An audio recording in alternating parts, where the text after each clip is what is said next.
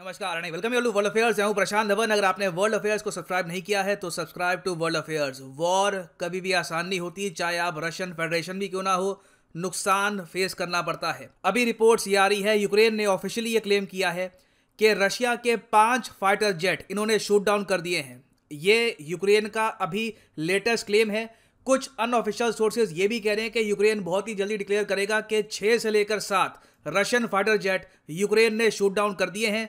कई Russian tanks ये destroy कर चुके हैं। तो मैंने आपको बताया था लास्ट वीडियो में, यूक्रेन की इन्वेजन रशिया के लिए आसान नहीं होने वाली। ये अफगानिस्तान तालिबान वाला केस बिल्कुल भी नहीं होगा। यूक्रेन के लोग प्रॉपर रेजिस्टेंस दे रहे हैं आज के समय रशिया को। और यहां पर आप देख पाएंगे आर्टिकल है, Ukraine says 5 fighter planes shot down और एक रशियन अटैक हेलीकॉप्टर को भी इन्होंने शूट डाउन कर दिया है। रशियन टेक्नोलॉजी को ही यूज करके बताऊंगा भी यहाँ पर इन्होंने किया क्या है, मगर कंफर्मेशन के लिए यहाँ पर आप देख पाएंगे यूक्रेन की मिनिस्ट्री ऑफ डिफेंस की ट्वीट है, message from the general staff of the armed forces according to joint forces command 5 planes and a helicopter of the aggressors यहाँ पे रशियंस हैं, were shot down in the area of the armed forces today। और since Russian defence ministry ने अभी तक इसका defence किया नहीं है, ये नहीं कहा कि नहीं ऐसा कुछ हुआ नहीं है, यूक्रेन झूठ बोल रहा है, तो ज़्यादातर यही माना जा रहा है कि बिल्कुल यूक्रेन के एयर डिफेंस सिस्टम इतने कैपेबल थे कि रशिया को एक बार को तो ब्लडी नोज दे दी है। मगर मैं आपको बता दूं, इन्वेजन रुकने वाला नहीं है। रशियन आर्मी फार बिगर है इन कंपैरिजन। इवेंचुअली यूक्रेन को ये डीमिलिटराइज कर ही देंगे। नाउ डिस्कस करते हैं इस टॉपिक को इन डेप्थ, मगर आगे बढ़ने से पहले आपसे एक क्वेश्चन पूछूंगा नेटो से रिलेटेड। सिंस नेटो आज के समय इतना ज़्यादा न्यूज़ में है, आपको सिंपली ये बताना है कि नेटो के आपको बताया होगा 30 तो हैं प्रॉपर मेंबर। उसके अलावा 2021 में नेटो ने एक ऑफिशियल कैटेगरी बना दी थी कि ये हैं हमारे एस्पायरिंग मेंबर, मतलब कि इनका एप्लीकेशन फॉर्म हमारे सामने पड़ा है, कभी भी हम इनको मेंबर बना सकते हैं। आपको बताना है कि ये 3 देश जिनको नेटो ऑफिशियली रिकॉग्नाइज करता है एज एस्पायरिंग मेंबर, ये कौन कौन से हैं? Bosnia, Georgia, Ukraine, Poland and Estonia, Latvia and Lithuania, या फिर Ukraine, Argentina and Georgia. Comment section में करिए उत्तर। डिफिकल्ट क्वेश्चन है, अटेम्प्ट करिए। सही आंसर मैं आपको दूंगा वीडियो के एंड में। ना मुझे बताया कि सबसे पहले आप यहां पर ये जानना चाहेंगे कि 5 Russian fighter jet shoot down कर देना ये कोई छोटी बात नहीं है, और एयर डिफेंस सिस्टम से यहां पर शूट डाउन करना, it is quite an impressive feet. ये रशिया के कौन से फाइटर जेट थे? देखिए, यूक्रेनियन सोर्सेज ने अभी के लिए ये बताया है, जो इनको मलबा मिला है उससे जो भी इनको इन्फो मिली है अभी तक, ये लोग क्लेम कर रहे हैं कि Su-24 इन्होंने शूट डाउन कर दिए हैं। क्या ये विमान बहुत ज़रा आउटडेटेड है? देखिए, सर्टनली मैं ये तो नहीं कहूँगा कि ये बहुत ज़रा मॉडर्न विमान है, मगर मैं ये भी नहीं कहूँगा कि कंप्लीटली आउटडेटेड है। रशियन एयरफोर्स सिंस इतने इंपॉर्टेंट ऑपरेशन में इनको यूज़ कर रही है, तो डेफिनेटली इनमें फायर पावर तो होगी ना। एक तरफ यूक्रेन ने ये क्लेम कर दिया कि उन्होंने हैवी लॉसेस पहुँचाए हैं रशियन एयरफोर्स को।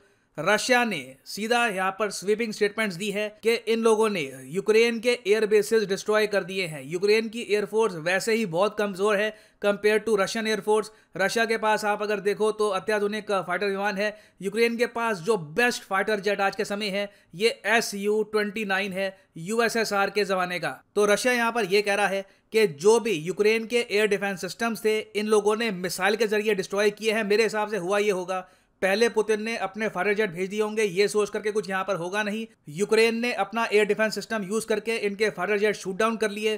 फिर रशियंस को अकल आई है कि पहले यूक्रेनियन के जो एयर डिफेंस सिस्टम्स हैं इनको मिसाइल से डिस्ट्रॉय करो, उसके बाद हम लोग अपनी एयरफोर्स को यूज करेंगे। नाउ यूक्रेन ने रशिया को जो ये भारी नुकसान पहुंचाया है, ये पहुंचाया किससे है? देखिए, यहाँ पर यूक्रेन ने यूज कर लिया था S-300। जरूर रशिया के आर्मी जनरल्स को यह देखकर खराब लगा होगा कि इनकी ही टेक्नोलॉजी इनके अगेंस्ट यूज की जा रही है। अब यहाँ पर आप पूछेंगे, वेट, S-300 रशिया ने यूक्रेन को कब पकड़ा दिया? आई मीन रशिया ही तो बेचता है S-300, S-400, तो ये यूक्रेन के पास कैसे है? देखिए, S-400 तो काफी हद तक लेटेस्ट है। S-300 आप अगर देखो तो ये बना दिया गया था 1978 में। 1978 से ये सर्विस में है। तो उस वक्त तो आपको पता होगा USSR वजूद में था, रशियन फेडरेशन, यूक्रेन दोनों एक ही देश में थे। तो उस वक्त कई जो बैटरीज थी S-300 की, ये यूक्रेन में भी डिप्लॉयड थी। फिर USSR जब टूट गया तब बहुत सारे S-300, पुराने S-300 यूक्रेन में ही रह गए। आज तक ये लोग इसको यूज कर रहे हैं। आप देखिए, Su-24 को शूट डाउन करने में ये कई दशकों पुराने S-300 ने इतना अच्छा काम किया है। हालांकि मैं यहाँ पर ये बोलूँगा, जैसे ही रशिया को अपनी गलती समझ में आ गई कि ये S-300 इनके पास अभी भी हैं, we have to take them out. इन लोगों ने मिसाइल दागे हैं और अभी के लिए रशिया ये क्लेम कर रहा है कि ऑलमोस्ट सारे S-300 यूक्रेन के इन लोगों ने कर दिए हैं डिस्ट्रॉय। अब इस बीच अमेरिकन मीडिया एक क्वेश्चन पूछ रहा है जो बाइडन से कि आप लोग एटलीस्ट यूक्रेन को प्रॉपर एयर डिफेंस सिस्टम तो दे देते, इनको third patriot missile defence system ये कुछ इनको अगर पकड़ा देते आज के समय तो यूक्रेन कुछ तो फाइट दे देता। क्योंकि क्लियरली ये लोग अगर इतने पुराने S-300 के साथ रशियन एयरफोर्स को इतना नुकसान पहुंचा सकते हैं तो इमेजिन करिए इनके पास अगर थर्ड पेट्रियट होते तो कितना डैमेज ये लोग कर पाते। और अजीब बात यहाँ पर यह है कि व्हाइट हाउस ने इसके रिस्पॉन्स में ये कहा कि देखिए हमको उस टाइम लगा कि अगर हम एयर डिफेंस सिस्टम यूक्रेन को दे देंगे तो इससे पुतिन गुस्सा हो जाएंगे। कितनी अजीब बात है। तो क्लियरली देखिए यहाँ पर यूएस की कोई स्ट्रैटेजी नहीं थी। बेसिकली बाइडन ने अंडर एस्टिमेट किया है पुतिन को। उन्होंने ये सोचा कि पुतिन फुल फ्लेजेड अटैक नहीं करेगा और पुतिन ने टू बी ऑनेस्ट सरप्राइज किया बाइडन को। यहाँ पर हम सब लोग देख सकते हैं कि बाइडन ने उम्मीद नहीं करी थी कि रशिया इस लेवल का अग्रेशन दिखाएगा, पूरी यूक्रेनियन एयरफोर्स इनकी नेवी को डिस्ट्रॉय कर देगा कुछ ही घंटों में। और बीच में फनी बात भी हुई थी, आपको पता होगा विकिपीडिया पेजेस को काफ़ी बार लोग एडिट कर देते हैं। तो जैसे ही रिसेंट न्यूज़ सामने आई है कि रशियन एयरफोर्स ने यूक्रेनियन नेवी कुछ खास है नहीं, कोई सबमरीन नहीं है, कोई एयरक्राफ्ट कैरियर नहीं है, बहुत ही कमज़ोर इनकी नेवी है। इसको भी यूएसए ने कभी ज़रा मैं कहूँगा कि स्ट्रॉन्ग बनाया नहीं। तो जो भी इनकी पेट्रोल वेसल्स थी उसको बॉम्ब कर दिया यहाँ पर रशिया की एयरफोर्स ने बहुत ही आसानी से। उसके बाद रशिया का कोई आदमी होगा उसने यूक्रेनियन नेवी के विकिपीडिया पेज पर डाल के इज की जगह कर दिया वॉज। जैसे कोई भी अगर मान लो आदमी मरता है तो आपने देखा होगा पहला काम लोग क्या करते हैं कि विकिपीडिया पेज पे जाकर उसको इज की जगह वॉज कर देते हैं। तो यूक्रेनियन नेवी के साथ भी आज के समय यही किया गया। बाद में ऑफ कोर्स जो ये एडिट है करेक्ट कर लिया गया होगा। मगर मैं यहाँ पर यह कहूँगा यूक्रेन चाहे हार भी जाए कोई बड़ी बात नहीं है। आज रात तक न्यूज़ आ जाए पुतिन कहे कि ऑपरेशन सक्सेसफुल, हमने तोड़ दिया यूक्रेन को। यूक्रेन ने फाइट दी है, यूक्रेन के लोग प्रॉपर फाइट दे रहे हैं। इनके प्रेसिडेंट अपना देश छोड़ के भागे नहीं, अशरफ गनी वाला काम नहीं हुआ। यहाँ पर डटे रहे, कीव में आज भी डटे हुए हैं। कीव में इस वक्त बॉम्बिंग हो रही है जब मैं वीडियो रिकॉर्ड कर रहा हूँ। ज़ेलेंस्की आज भी अपनी जगह बने हुए हैं। इनके लोग भी कह रहे हैं कि एक बार रशियन सोल्जर आए तो सही अंदर, कीव में एक बार बंदूकें लेकर आ जाएं, हम गुरिल्ला वॉरफेयर करेंगे, लड़ेंगे इनसे। अब इतनी आसानी से अपना देश इनके हाथ में नहीं देने वाले। तो यूक्रेनियंस ने डेफिनेटली रिस्पेक्ट अर्न करी है दुनिया भर से। इतनी बड़ी मिलिट्री पावर के सामने खड़ा होना आसान नहीं होता, क्योंकि एक तरफ तो रशिया की जो एयरफोर्स है इनको इन्होंने हैवी लॉसेस पहुंचाए हैं। उसके बाद यूक्रेन की जो डिफेंस मिनिस्ट्री है इसने ये भी ट्वीट करी कि रशिया के कम से कम इन्होंने 2 टैंक्स डिस्ट्रॉय कर दिए, कई ट्रक्स डिस्ट्रॉय कर दिए मिसाइल से। उसके अलावा ये लोग ये भी कह रहे हैं कि कई रशियन सोल्जर भी इन्होंने मारे हैं। ना इस सब के बीच में यूक्रेन इंटरनेशनल नैरेटिव को भी प्रॉपर्ली मैनेज कर रहा है। यूक्रेन की सरकार का जो ऑफिशियल ट्विटर हैंडल है, यहाँ पे आप देख पाओगे यूक्रेन, ये ब्लू टिक लगा हुआ है। जी हाँ, इनकी सरकार का जो ऑफिशियल ट्विटर हैंडल है उसने ये फोटो पोस्ट करी है। यहाँ पर आप देख पाओगे हिटलर, ये पुतिन को इस तरीके से स्नेह दे रहे हैं जैसे इनके ये सक्सेसर हो। तो यूक्रेन यहाँ पर यही कह रहे हैं कि पुतिन आज के समय हिटलर की ही नीति पे ही चल रहे हैं। और वैसे मैं आपको पहले बता चुका हूँ एक पुरानी वीडियो में कि पुतिन को यूक्रेन में पुटलर कहा जाता है, कि ये बेसिकली हिटलर की ही एक रीइंकारनेशन है। अब इस सब के बीच में एक इंटरेस्टिंग काम यहाँ पर ये हो रहा है, बाइडन फाइनली निंद्रा से जाग रहे हैं।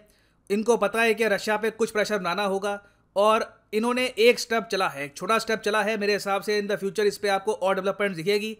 जो बाल्टिक देश है, यहाँ पर आप देख पा रहे हो, ये जो 3 देश है एस्टोनिया, लटविया, लिथुएनिया, इनमें जो लटविया देश है ना, इसकी बॉर्डर बहुत ज़रा करीब है सेंट पीटर्सबर्ग के, जो रशिया का एक आप कह लीजिए कल्चरल कैपिटल है।